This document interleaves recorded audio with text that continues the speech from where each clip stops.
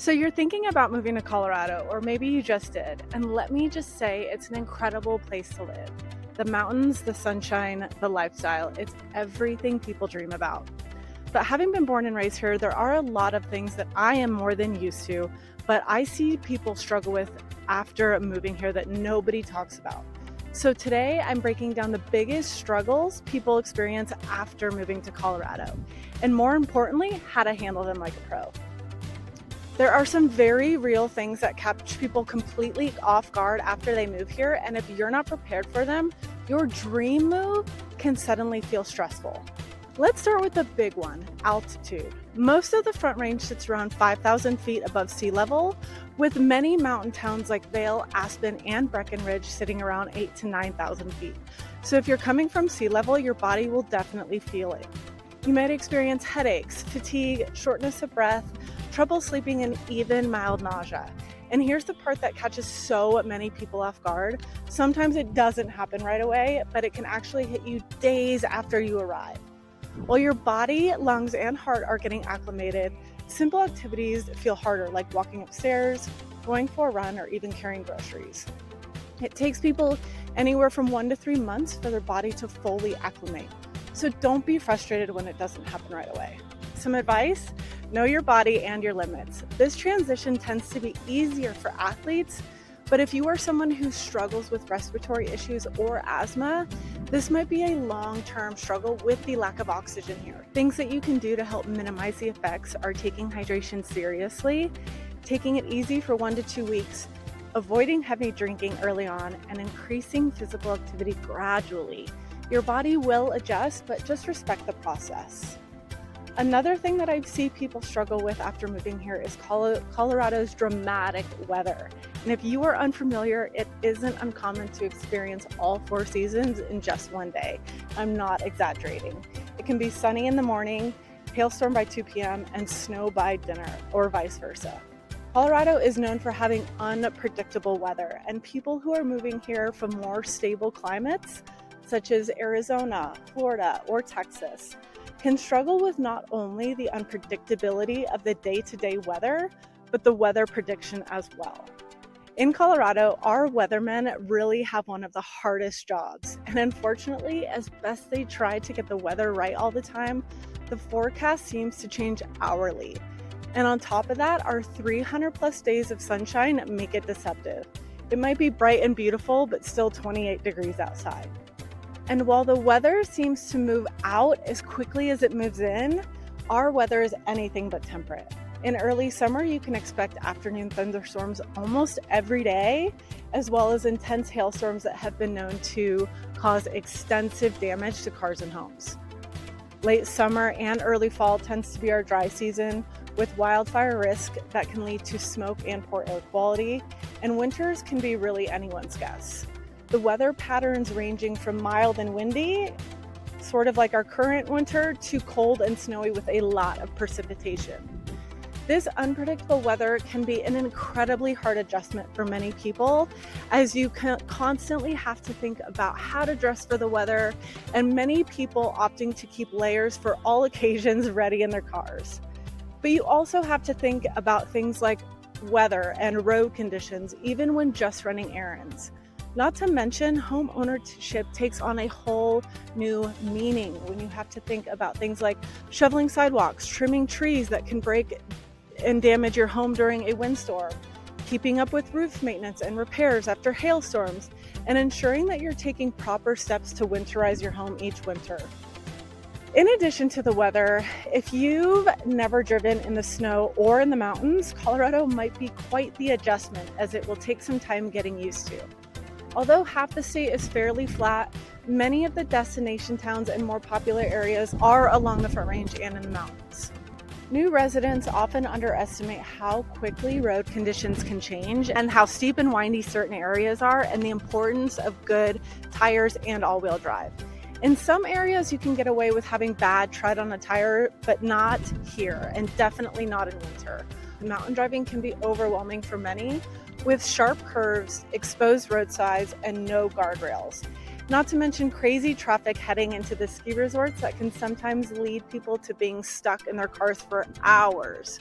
Making sure that you are planning ahead and expecting anything to happen is key. If you are headed to the mountains during a winter snowstorm, have extra supplies, food, and fuel because truly anything can happen.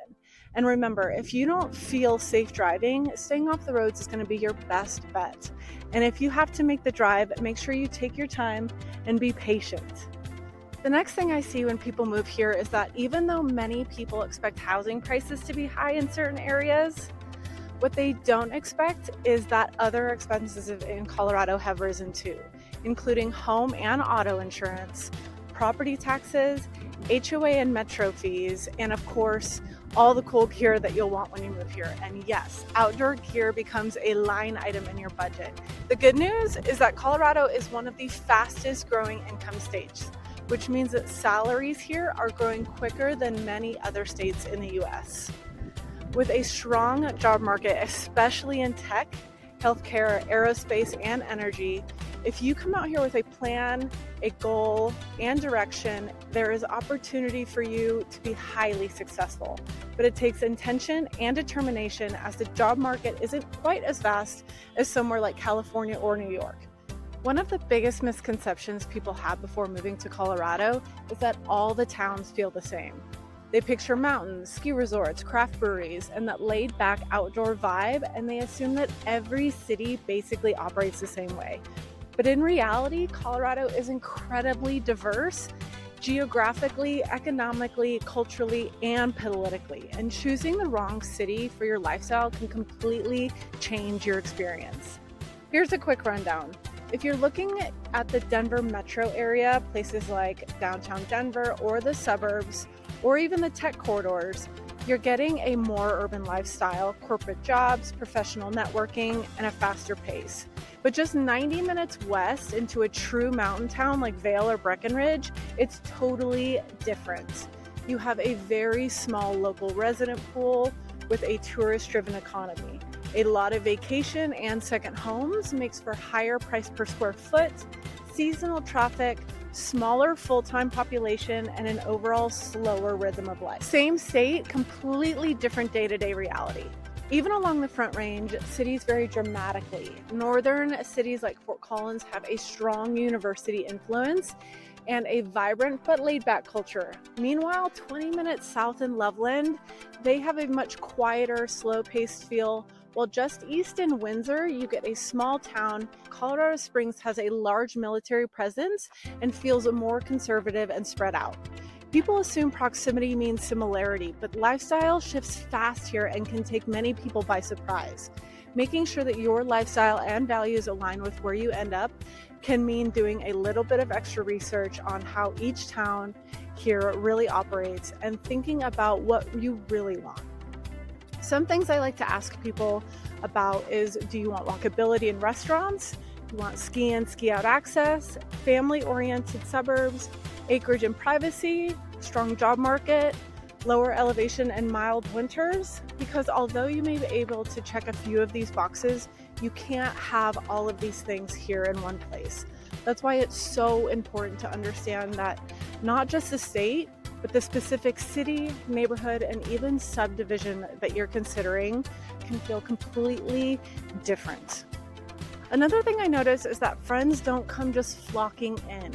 In Colorado, we have a lot of transplants, which is great, and it creates a diverse and inclusive culture. Many people think that making friends will come easily, but the reality is that because people are active and busy, building community takes intentional effort. And you'll likely meet people through hobby groups, fitness classes, work, neighborhood events, and meetup and Facebook groups. Having relocated back here myself after 7 years in California, I can say that even though people are friendly, it took me dedicated, intentional effort to seek people out. And I had to keep showing up at new events when it was uncomfortable and following up and building relationships after meeting new people.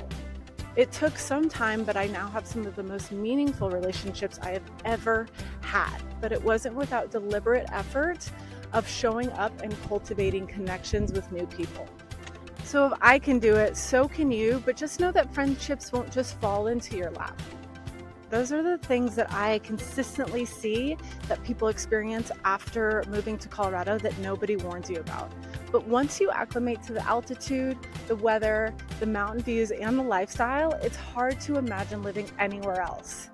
And yes, there are adjustments that many people don't think about before moving here, but before long, everything you struggled with or were hesitant about in the beginning becomes a way of life. And for most people, it's absolutely worth it. If you're thinking about moving to Colorado and you want real insight, not just the highlight reel, drop a comment or question below. And if you want help figuring out which city or neighborhood fits your lifestyle best, make sure you reach out. My contact information is in the description below.